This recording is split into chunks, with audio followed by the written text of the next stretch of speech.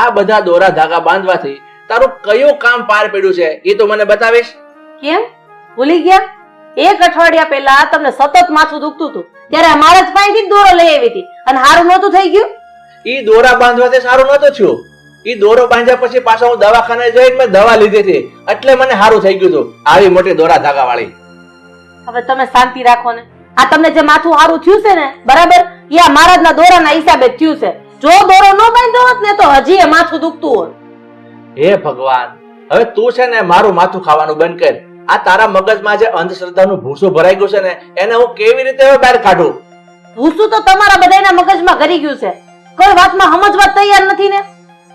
જો રાધા, તારે અંધશ્રદ્ધામાં જેટલું માનવું હોય ને એટલું તું માન્યા કર, પણ મને છે ને આમાં માનવા માટે મજબૂર ન કર. હવે તમે ગઈઢા આખા નથી સમજતા તો આ છોકરા તો જ ઉગીને ઊભા થયા છે. ઈ ક્યાંથી સમજે?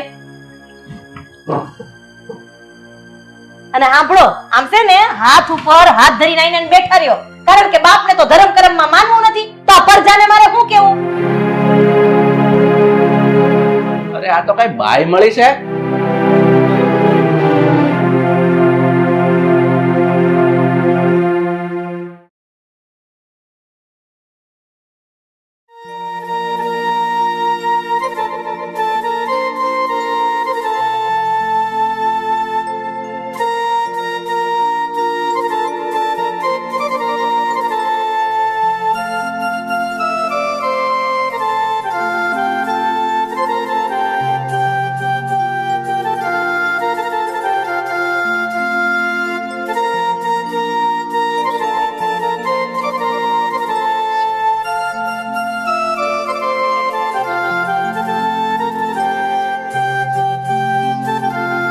બેટા પલંગ ઉપર પલાઠી વાળીને સરખી બેસી જા. ચાલ.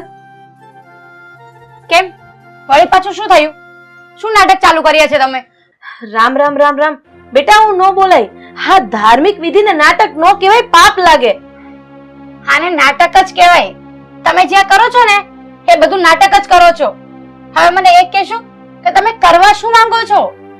અરે આપણા જે મહારાજ છે ને, મહારાજે મને એવું કીધું હતું કે લોટીની અંદર આસોપાલવના 5 પાન મૂકીને તમારી વહુની માથેથી 7 વખત ઉતારી નાખશો ને એટલે બેટા તારા પેટમાં જે છોકરું છે ને ઈ હેમખેમ રહેશે.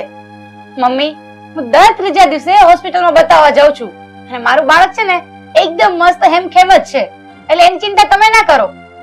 અરે ભલે ને બેટા તું દવાખાને બતાવવા જતી હોય, પણ આવી ધાર્મિક વિધિ કરવી જોઈએ જેથી કરીને તારા બાળકનું રક્ષણ ભગવાન આવીને કરે.